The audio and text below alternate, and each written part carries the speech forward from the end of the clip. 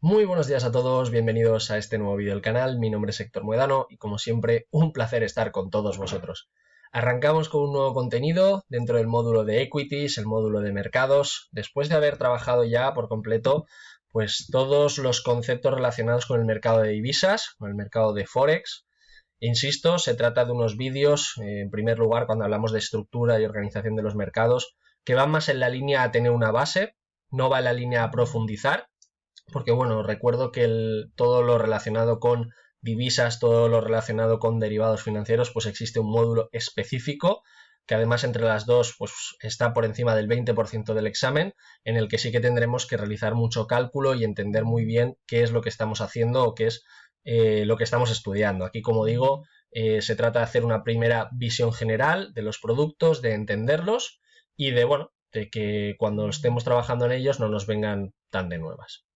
Dicho esto, a la hora de entender los derivados financieros o los contratos, ¿no? Muchas veces esta palabra son prácticamente sinónimos. ¿Por qué? Porque los derivados, como digo, son instrumentos financieros que vienen derivados de otros, es decir, cuyo valor viene regido por o generado por otro instrumento financiero que se llama subyacente, pero vienen a ser contratos negociados.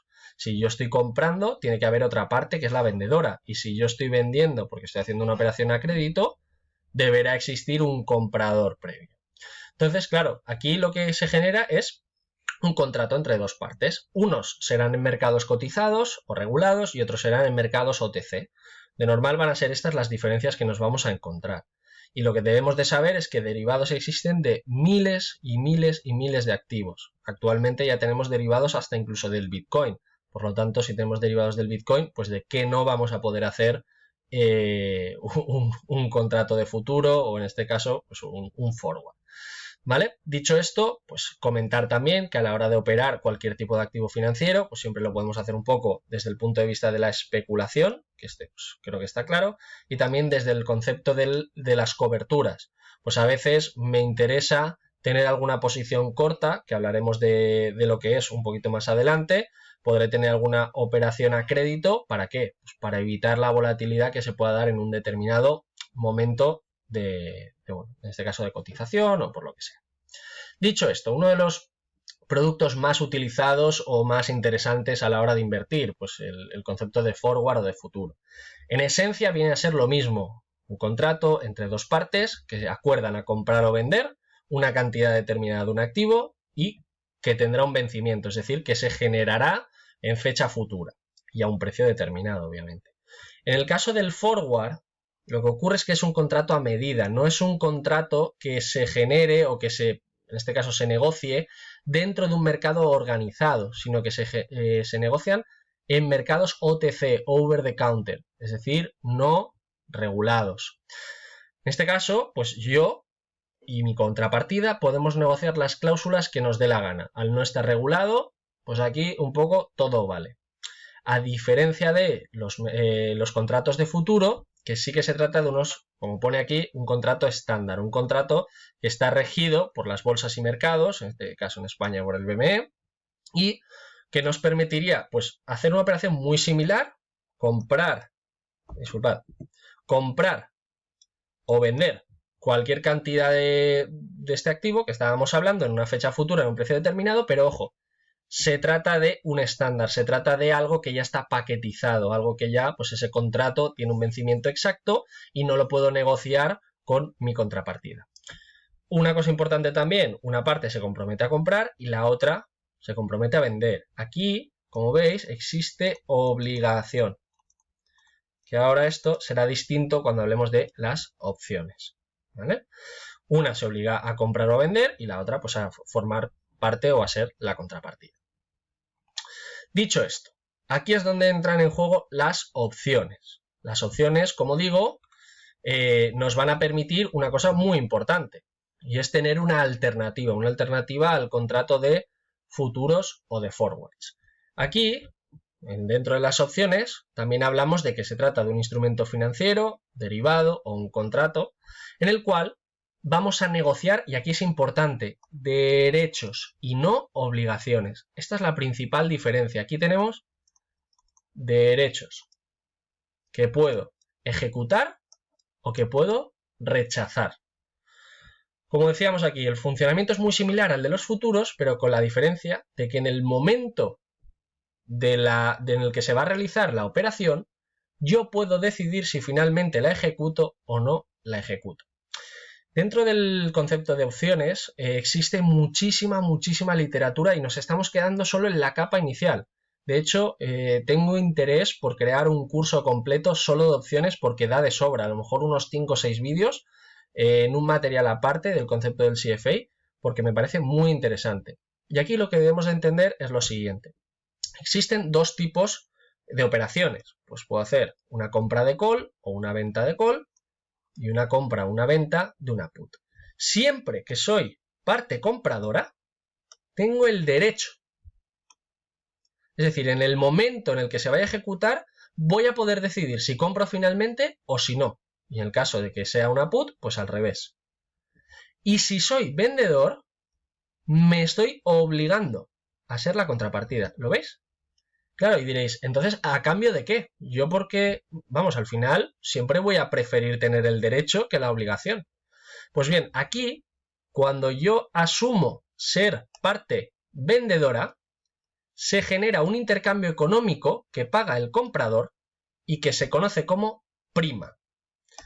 Esto sería la remuneración que paga el comprador al vendedor por, en este caso, disponer él de un derecho y obligar al vendedor a tener, pues en este caso, la obligación de ser su contrapartida. Como veis, aquí a veces lo que sería un poco la igualdad entre las dos partes está un poco comprometida. Pero ojo, no pensemos que el hecho de obligarnos a vender o el obligarnos a comprar es siempre malo. Y esto, como os digo, si tengo la oportunidad, y que seguramente lo haré, crear un vídeo o un formato de vídeo específico de opciones, vais a ver como muchas de las veces aquel que es parte vendedora suele quedarse con la suya en muchísimas más veces. Obviamente está asumiendo también algo más de riesgo, pero bueno, si somos buenos operadores de opciones, hay veces en los cuales las ganancias que se tienen también son tremendamente amplias, ¿vale? Y esto pues lo comentaremos y lo hablaremos un poquito más adelante. Y luego, por último, el concepto de los swaps. Los swaps, volvemos a insistir, se trata de un contrato, pues, intercambio de activos monetarios entre dos partes, que acuerdan intercambiar, y ojo aquí, importante, flujos de caja. Es decir, cuando hablamos de swaps, ya no estamos hablando de que yo compro y tú vendo, sino que tú tienes una cosa, yo tengo otra, y la vamos a intercambiar. Swaps, intercambios. ¿Lo vemos? Claro, yo tengo ahora un flujo de caja, o yo tengo, de normal es que suele ser muy común el tema de los swaps sobre divisas. Es decir, yo ahora mismo tengo dólares, tú ahora mismo tienes euros, y lo que estamos diciendo es, a día de hoy, este flujo de caja presente, yo me comprometo a intercambiarlo en el futuro, y de acuerdo pues a unas normas preestablecidas. Y yo digo que el 23 de noviembre te voy a intercambiar mis dólares por mis euros, independientemente de cuál sea pues el tipo de cambio actual o el tipo de cambio que esté en aquel momento. Pues bien, llegará el 23 de noviembre y el que tiene euros le pasará los dólares y el que tiene dólares le pasará al otro sus euros. Esto es un swap. Esto es un poco también desde el punto de vista de una apuesta, ¿no? De si lo que tienes tú va a valer más o si lo que tengo yo va a valer más. Pues ¿quién se va a quedar con la suya? Insistimos, mercados OTC, over the counter, se trata de contratos hechos a medida, por lo tanto no estamos en mercado organizado ni mercado regulado. Con el fin de satisfacer, pues obviamente necesidades específicas, porque yo puedo decidir lo que estoy intercambiando. Si hay una persona que me lo quiere intercambiar por otra cosa distinta, pues bueno, como digo, lo puede hacer.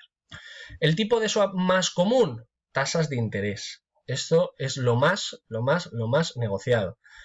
¿Qué tipo de tasas de interés o tipos de interés? Pues por una parte, lo que se suele negociar muchísimo es, si yo tengo un tipo de interés fijo, cambiarlo por un variable. Si yo pienso que se va a invertir la tendencia de los tipos fijos y me va a convenir más pues tener un tipo variable, tipo fijo frente a tipo variable, pues puedo ir al mercado a buscar un intercambio entre tipo fijo y y tipo variable para una determinada operación, ¿vale?